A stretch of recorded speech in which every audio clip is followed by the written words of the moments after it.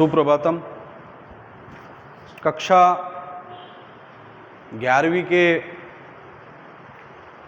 हिंदी विषय की बात कर रहे थे हम, और आपके पाठ्यक्रम का जो प्रथम पाठ था कबीरदास जी के बारे में और दूसरा है मीराबाई के बारे में।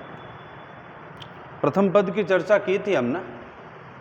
आज हम चर्चा करेंगे द्वितीय पद की।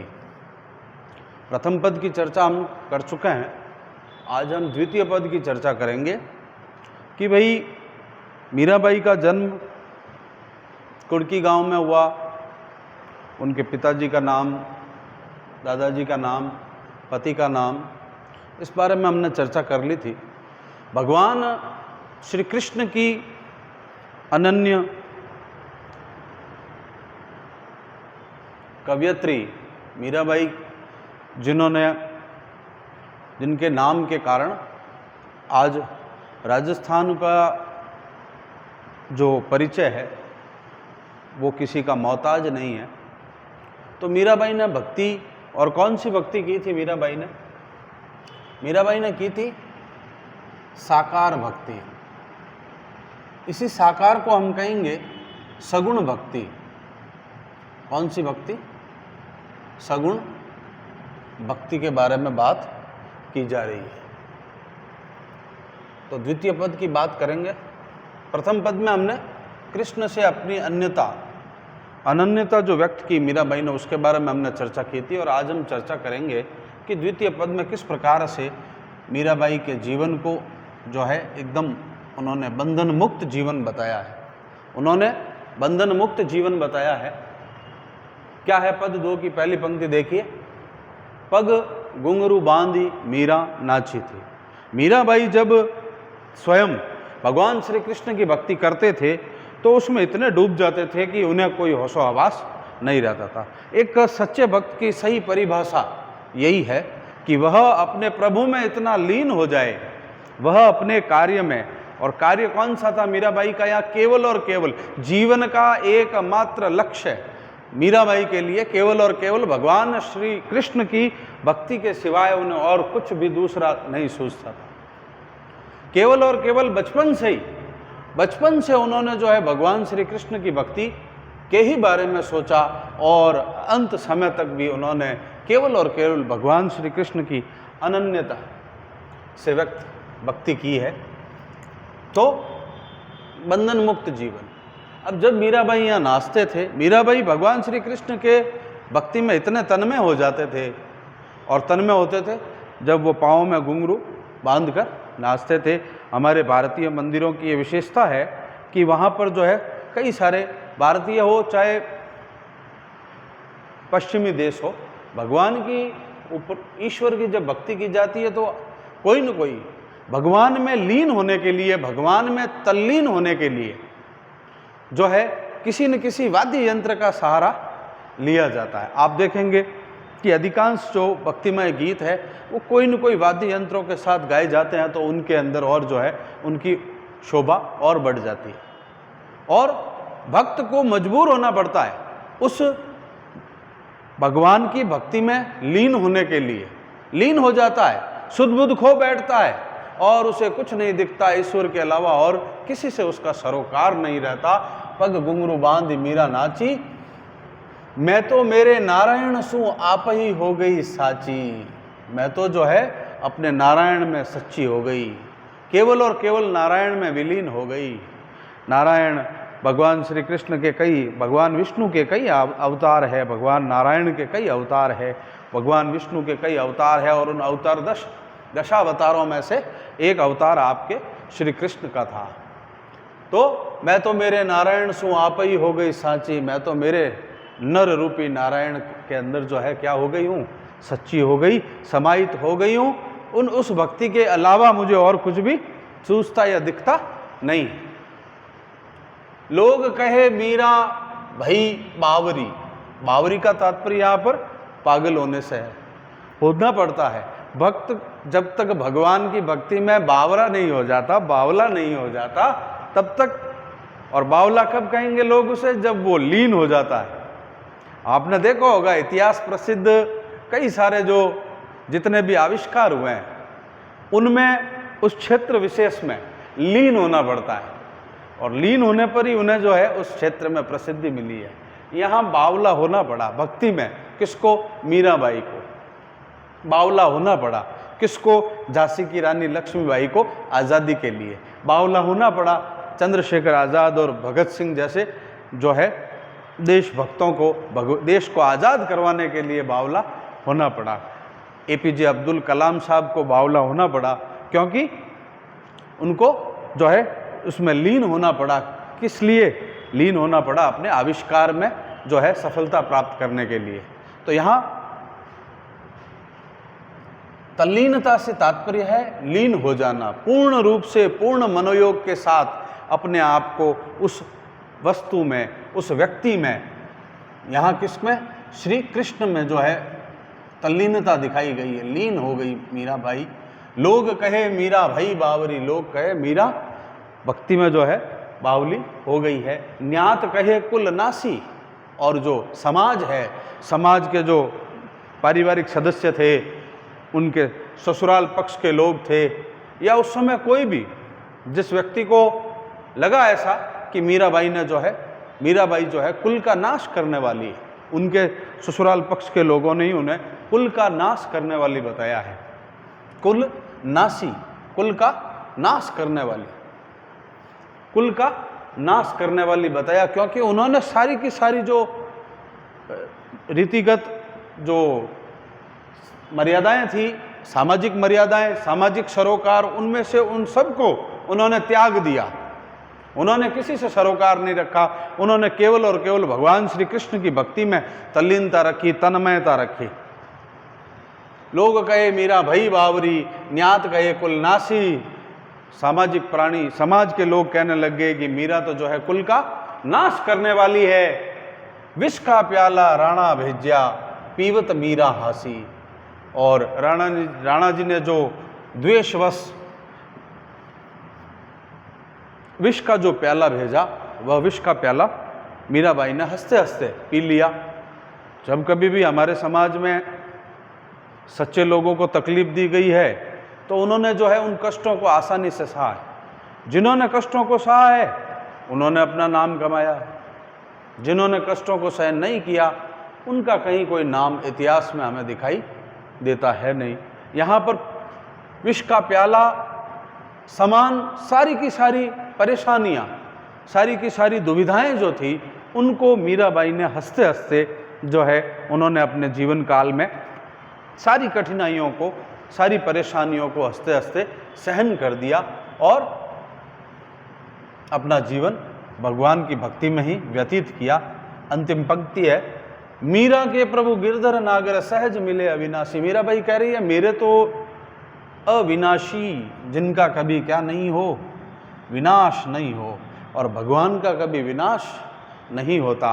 एक तो ईश्वर का कभी नाश नहीं होता, एक आत्मा का कभी, आत्मा भी ईश्वर की तरह अजर अमर है, इसका कभी, इनको अविनाशी तत्व माना जाता है।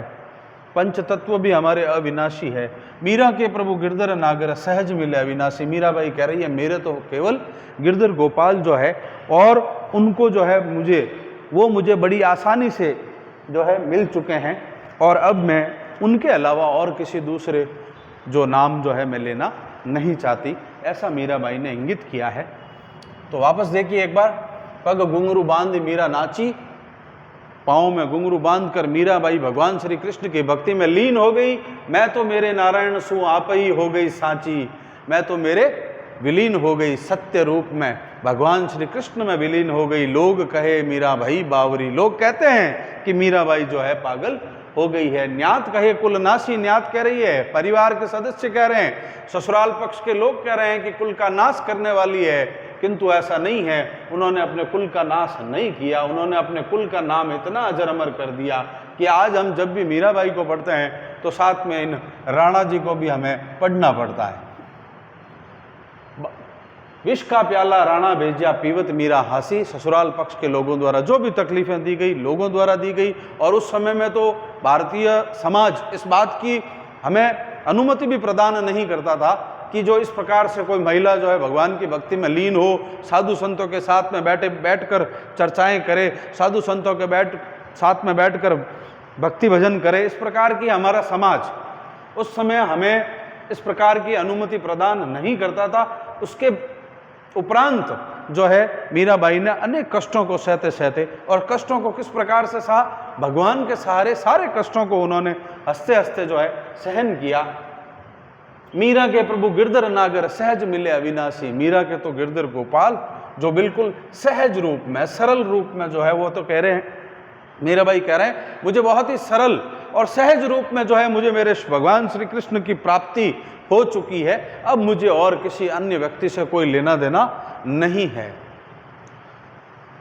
ये देखिए आप, इसमें आगे है शब्दार्थ। कहानी का तात्पर्य में बता रहे हैं यहां मर्यादा। बेली प्रेम रूपी बेल, और विलोई का अर्थ है मथना, साची यानी सच्ची। तो प्रथम पद में हमने बात की थी कृष्ण से अपनी अनन्य भक्ति की, और दूसरे में जो है बंधन मुक्त जीवन। मीराबाई ने किसी भी प्रकार का जो है बंधन अपने जीवन में स्वीकार नहीं किया। नरोत्तम दास स्वामी द्वारा मीरा मुक्तावली नाम से जो रचना रचित है, उसके ये दोनों पद हमारे इस कक्षा 11वीं के पाठ्यक्रम के अंदर सम्मिलित है। उसमें से पद हमने एक पहले पढ़ा था और आज पद 2। अब हम इनके प्रश्नोत्तरों की बात करते हैं। प्रश्नोत्तरों में पहला प्रश्न देखिए। पहला प्रश्न है, मीरा कृष्ण की उपासना किस रूप में करती है, वह रूप कैसा है? मीराबाई ने सदैव और सदैव अपने भगवान की भक्ति, अपने प्रभु की भक्ति केवल और केवल पति रूप में ही की है। मेरे तो गिरधर गोपाल दूजो न कोई, जाके सिर मोर मुकुट मेरो पति सोई, जिसके मुकुट पर मोर पंख है वह मेरे पति है। अर्थात पति रूप में भगवान श्री कृष्ण की हमेशा उन्होंने जो है भक्ति की है। किस रूप में की? पति रूप में की। वह रूप कैसा है? वह रूप भगवान का, स्वयं का, भगवान श्री कृष्ण का जो रूप है उसकी बात की गई है। द्वितीय प्रश्न है आपके, अंशुअन जल सींची सींची प्रेम बेली बोई, अब तो बेली फैली गई आनंद फल होई। आंसुओं के जल से सींच सींच कर मीराबाई ने अपनी प्रेम रूपी बेल को, भगवान श्री कृष्ण के प्रेम रूपी उस बेल को उन्होंने सींचा है, आंसुओं के जल से सींचा है, सच्ची भक्ति के साथ सींचा है।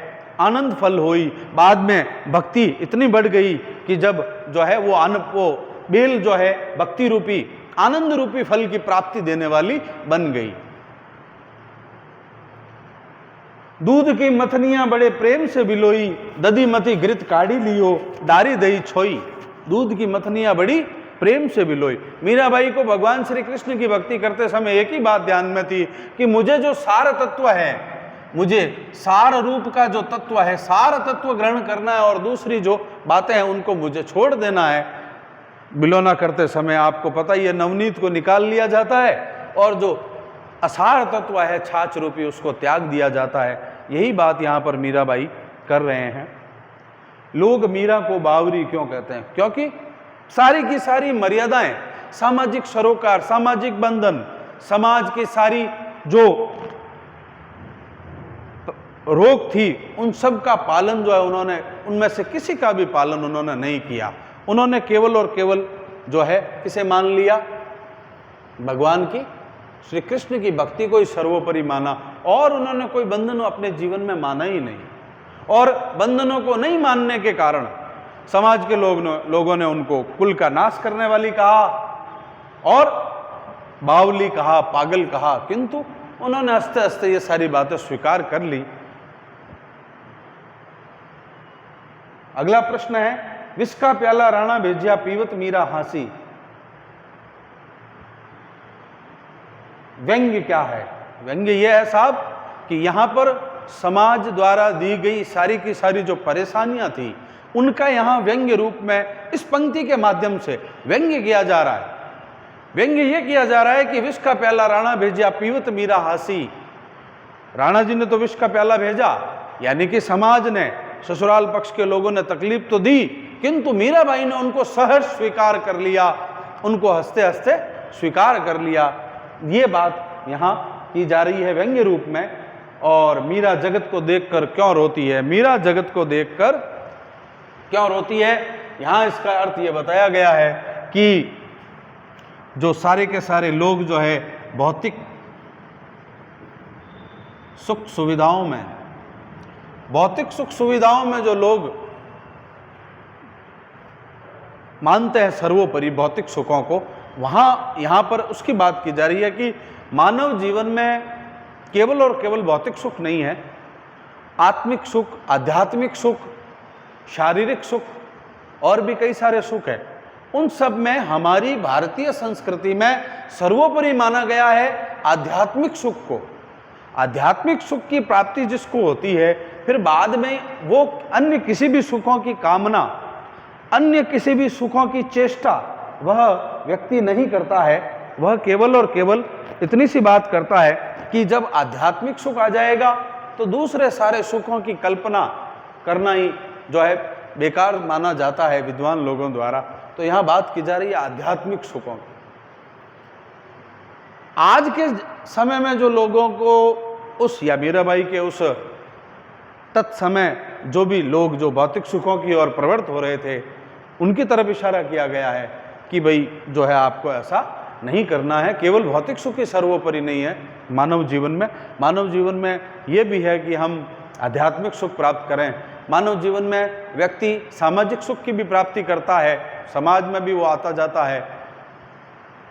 मानव जीवन में शारीरिक सुख की प्राप्ति भी होनी चाहिए। मानव जीवन में केवल और केवल भौतिक सुख सुविधाओं को ही हम सर्वोपरि मान लें तो मानव जीवन का कोई सार नहीं है। मीराबाई ने कहा है कि केवल और केवल आप भौतिक सुखों के पीछे मत भागिए, भौतिक सुख ही सर्वोपरि सुख जो है आपका नहीं है। इस प्रकार की बात यहाँ पर की जा रही है। तो ये आपके प्रश्न थे 1 से 5 तक, जो कि आपको अपनी उत्तर पुस्तिका में करने हैं। इस प्रकार से शब्द छवि जो आपकी किताब में है, आपकी पुस्तक के अंदर जो शब्दार्थ है, वो सारे के सारे आपको लिखने हैं, ताकि आपको एक बार वापस भावार्थ करते समय आपको कोई तकलीफ नहीं हो, कोई परेशानी आपको नहीं झेलनी पड़े। और ये सारी की सारी पंक्तियां जो मैंने आपको समझाई, इसमें आपको कोई लगता है समस्या है, कोई दिक्कत आ रही है, तो उसके लिए जो है आप कभी भी ग्रुप में प्रश्न पूछ सकते हैं, उत्तर पूछ सकते हैं। प्रश्नोत्तर करके आप अपनी जो जिज्ञासा है उसको शांत कर सकते हैं। यहाँ आपको इनके प्रश्नोत्तर, आपको व्याख्या, इनके प्रश्नोत्तर और शब्दार्थ, इन 3 चीज़ों को आपको जो है, अभी आपके पास समय भी अच्छा है तो आप उन तीनों चीज़ों को आप घर बैठकर आराम से करेंगे। बाकी हम करेंगे चर्चा आपकी अगली कक्षा में। धन्यवाद।